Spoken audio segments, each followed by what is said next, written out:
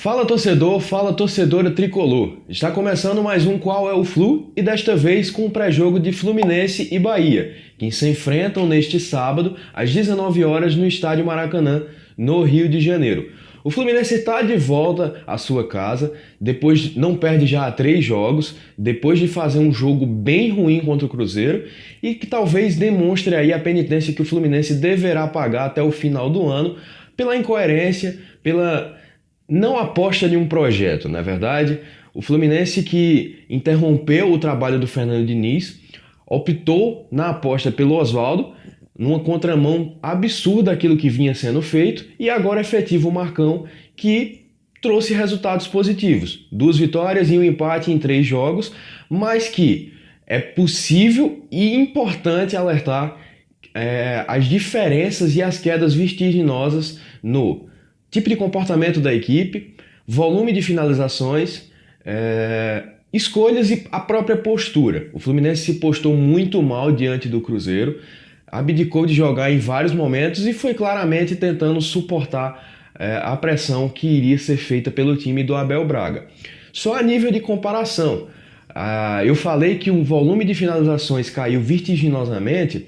Se a gente for comparar o ciclo do Fluminense do início do campeonato, na primeira rodada, até o jogo contra o CSA, que marcou a demissão do técnico Fernando Diniz, o Fluminense tinha uma média de 5 finalizações certas, ou seja, aquelas que terminavam em defesa do goleiro ou que passavam muito próximos do gol, seja em situações de construção, em que favorecia uma finalização real que gerasse gol, seja na trave ou passando próximo de uma das traves laterais.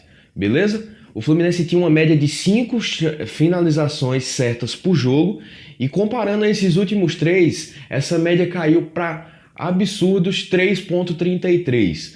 Muito porque o Fluminense não finalizou certo diante do Cruzeiro. Diante de Grêmio e Botafogo, o Fluminense teve 5 finalizações certas para cada, e diante do Cruzeiro a gente não chegou a agredir de fato o gol do Fábio. É um jogo difícil para o Fluminense. O Bahia, como dito, tem um grande trabalho feito pelo Roger Machado. É um time que vem de 2 resultados negativos, considerados negativos, né? Por jogar em casa, uma derrota contra o Atlético Paranaense e um empate contra o São Paulo na última rodada. Então vamos tentar conferir aí os principais pontos fortes do Bahia e a provável escalação do Fluminense para esse jogo. Então, pessoal, vindo aqui na prancheta, a gente vê que o Fluminense vai bem desfalcado para enfrentar esse Bahia. Além das baixas forçadas do Alan, do Caio Henrique e do Marcos Paulo, que é a opção geralmente no banco, o Fluminense ainda não vai contar com o Yuri e o Ganso, que estão suspensos pelo 3º cartão.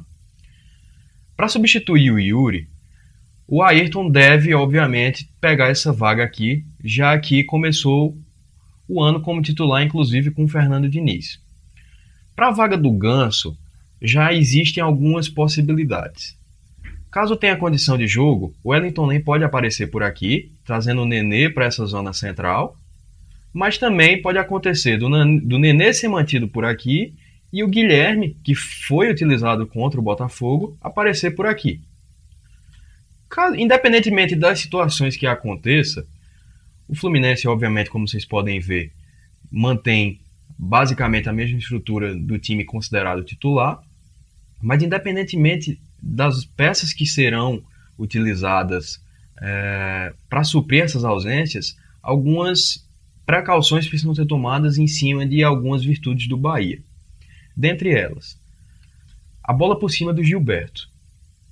O Bahia gosta, nesses tiros de meta aqui, de tentar alargar o adversário, principalmente essa linha defensiva aqui, para conseguir aproveitar esses espaços com as diagonais do Arthur, que geralmente sai dessa ponta direita para cá, tentando receber uma casquinha do Gilberto nessa disputa de primeira bola, quando o Douglas opta por fazer esse tiro de meta longo em cima do Gilberto, e ainda tem o Elber por aqui para levar para um enfrentamento contra o Gilberto, ou o lateral direito de qualquer adversário que o Bahia vem enfrentar, no caso, né?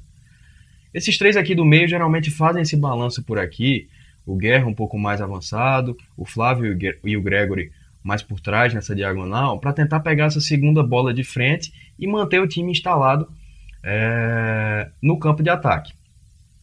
Naturalmente, quando o Bahia opta por essas bolas, ele tenta atrair a marcação, principalmente com os dois zagueiros, às vezes até o Gregory aparece por aqui para fazer uma saída de 3 ou simular isso, mas ele tem total consciência de que essa bola longa é uma bola de ninguém, é uma bola que é muito mais fácil ele perder do que manter ela no ataque. Então, obviamente, para controlar essas situações, esses dois homens abertos aqui são de fundamental importância. Sabendo que essa bola é muito mais fácil de ser perdida do que ganha, esses laterais, à medida que a bola vai viajando para cá, tanto o Nino quanto o Giovani, que devem jogar no lugar do Moisés, eles vêm para dentro. Sabendo disso, não tem para que esses dois extremos estarem individualizando nele o tempo todo e só fazerem movimentos a partir dos movimentos desses jogadores. Então, sabendo que esses três aqui estarão aqui no meio postados para tentar recuperar essa segunda bola, a gente tem que estar atento, principalmente com o Daniel e o Ayrton, para essa disputa.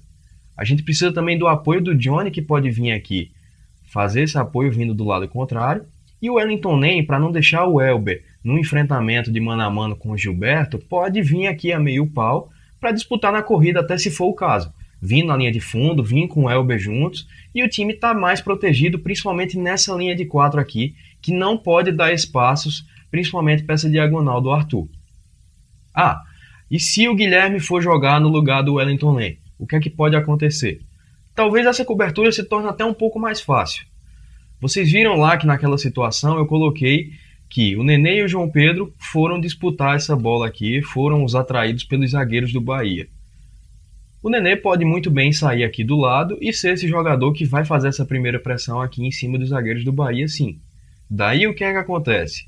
O Johnny mantém esse movimento vindo para cá, o Guilherme, que já está por aqui, fica a meio pau entre esses três do meio, junto com o Ayrton e o Daniel, e essa corrida aqui com o Elber. E o Fluminense, em alguns momentos, caso o Gilberto ganhe essa segunda bola e consiga passar ela para o Elber, por exemplo, o Fluminense pode muito bem montar duas linhas de 4 aqui e estar protegido a qualquer investida do Bahia.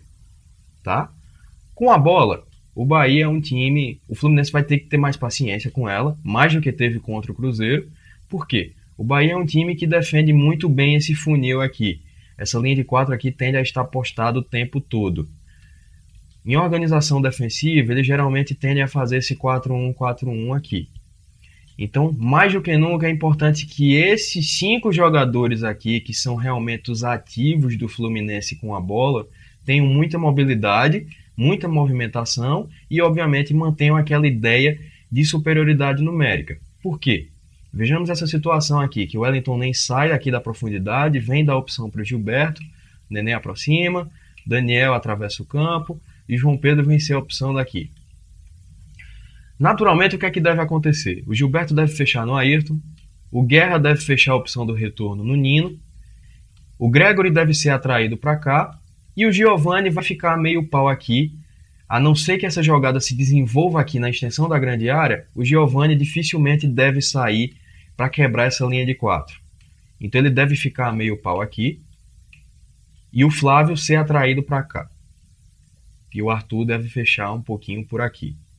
Caso isso aconteça, perceba como a gente tem uma potencial situação aqui de 4-3 ou até 5-4, contando com o Daniel e o Flávio. E ainda uma opção de profundidade com o Johnny fazendo essas diagonais, como o melhor sabe, na defesa do Bahia. É importante também, diferente dos últimos jogos, principalmente contra o Cruzeiro, os laterais darem essa amplitude aqui e o Ayrton sim ficar entre os zagueiros aqui para que a gente consiga ampliar esse campo e consiga espaçar essa defesa do Bahia. Tá?